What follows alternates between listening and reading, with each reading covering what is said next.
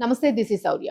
బండి భగీరథ్ పైనున్న పోక్సో కేసుకి సంబంధించి ఎవరైతే ఆ బాధితురాలు ఉన్నదో ఆ అమ్మాయికి సంబంధించి పోక్సో చట్టంలోన మైనరా మేజరా అనేదే ఒక కీలకమైన పాయింట్ ఉంటుంది. సో అమ్మాయి మైనర్ కాదు మేజరు అని చెప్పేసి ఇప్పుడు కొత్తగా వాదన వినిపిస్తుంది.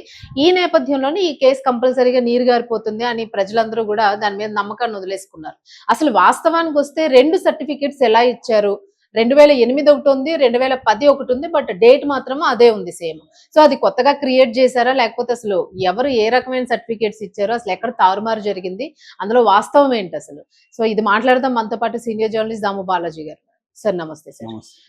సార్ అంటే వ్యవస్థల మీద పూర్తిగా నమ్మకం పోతుంది అనడానికి ఇది కూడా ఒక ఎగ్జాంపుల్. 2 బర్త్ సర్టిఫికేట్స్ ఎట్లా వస్తాయి అసలు? సో అంటే వాటిని కూడా మనం నమ్మడానికి అదే మనం దేనికైనా వెళ్ళేటప్పుడు అదే పాయింట్ పెట్టి మనకి ఒక లోన్ ఇవ్వరు, లేకపోతే ఒక చిన్న వస్తువు కొనుక్కోవాలన్నా కుదరదు. మరి ఇంత పెద్ద కేసు, ఫుల్లీ థ్రెట్ ఉన్న కేసు, సో దీన్ని ఎట్లా తీసుకోవచ్చు సార్?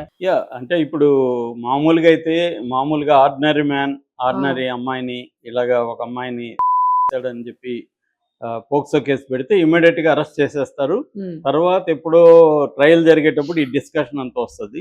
లేదా బెయిల్ పిటిషన్ లో డిఫెన్స్ అడ్వకేట్లు అమ్మాయి మైనర్ కాదండి మేజర్ అని చెప్పడానికి సర్టిఫికేట్లు ప్రొడ్యూస్ చేస్తారు. మామూలుగా ఇక్కడైతే ఏమవుతుందంటే ఈ కేసు నుంచి బయటపడడానికి రకరకాల వాదనలు బండి భగీరథ ఫ్యామిలీ తీసుకొస్తుంది. వాళ్ళ అడ్వకేట్ కావచ్చు. బండి భగీరథ ఏం చేశాడు, ఈమె ఎప్పుడైతే వీళ్ళ తల్లి, ఈ అమ్మ మైనర్ వాళ్ళ తల్లి పేట్ బషీరాబాద్లోకి వెళ్ళి పోలీస్ స్టేషన్లో కేసు పెట్టాలని ట్రై చేసినప్పుడే వాళ్ళు కేసు తీసుకోలేదు. దాదాపు 6 గంటల పాటు కంప్లైంట్ తీసుకోలేదు. ఈ లోపల అతనికి ఇంటిమేషన్ వెళ్ళిపోయింది. అతనేమో ఆ రోజు ఈవినింగ్ 5 o'clockకి కరీంనగర్ పోలీస్ స్టేషన్లో ఆగమేఘాల మీద వెళ్ళి కేసు పెట్టేశాడు. ఏమని, నన్ను ఒక అమ్మాయి వాళ్ళ పేరెంట్స్ హనీ ట్రాప్ చేశారు, 5 కోట్ల డబ్బులు అడిగారు, 50,000 ఇచ్చాను, భయంతో ఇంకా డిమాండ్ చేస్తున్నారు అనేది నా మీద ఇప్పుడు కేసు పెట్టడానికి ప్రయత్నిస్తున్నట్టు తెలిసింది అనేది అక్కడ ఇచ్చేశాడు అబ్బాయి. అంటే ముందే ఇచ్చానని. దాని తర్వాత వీళ్ళు 10కి నైట్ 10 o'clockకి వీళ్ళు కంప్లైంట్ తీసుకుని వీళ్ళు ఎఫ్ఐఆర్ ఇక్కడ పేట్ బషీరాబాద్లో చేశారు.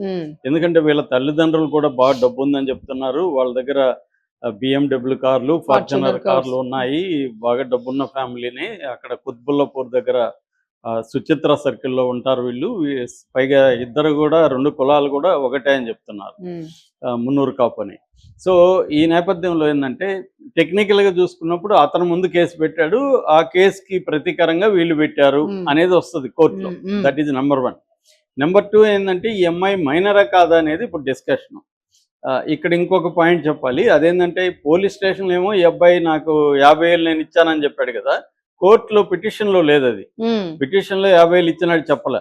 నన్ను 5 కోట్లు డిమాండ్ చేశారని మాత్రమే ఉంది.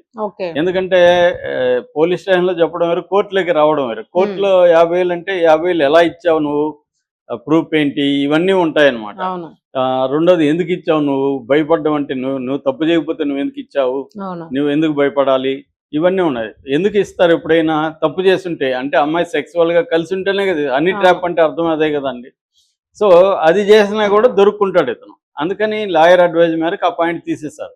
కానీ రేపు కరెక్ట్గా డ్యూటీ చేస్తే పబ్లిక్ ప్రాసిక్యూటర్ ఇవన్నీ కూడా కోర్టులో పెట్టాలి.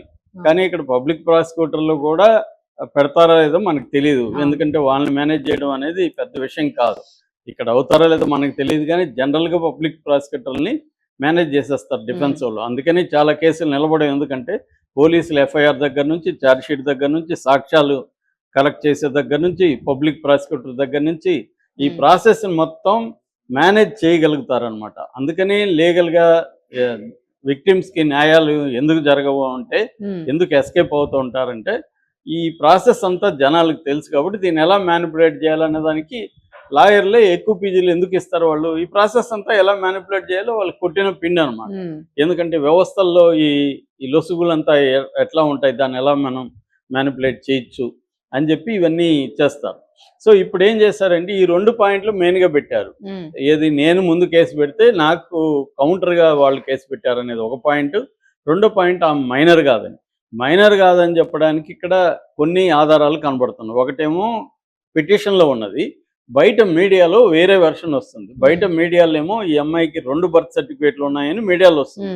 కోర్టు పిటిషన్లో అది లేదు. కోర్టు పిటిషన్లో వాళ్ళు ఏం చెప్తున్నారు, కోర్టు పిటిషన్లో ఆధార్ కార్డు చూపించట్లేదు, లేకపోతే బర్త్ సర్టిఫికేట్ ప్రొడ్యూస్ చేయలేదు, ఏమీ లేదు. ఓన్లీ ఛార్జ్ షీట్ ఒకటి ప్రొడ్యూస్ చేశారు. అదేంటంటే 2021 సంవత్సరంలో ఈ అమ్మాయి కార్ డ్రైవింగ్ చేస్తున్నప్పుడు పోలీసులు పట్టుకున్నప్పుడు ఈ అమ్మాయి లైసెన్స్ లేదు, పైగా ఈ అమ్మాయి మైనర్ అని తేలింది. 9వ క్లాస్ చదువుతున్నప్పుడు. అప్పుడు 15 ఇయర్స్ అని వాళ్ళు ఛార్జ్ షీట్ పెట్టారు. సో అది ప్రూఫ్ అని వీళ్ళు పెడుతున్నారు.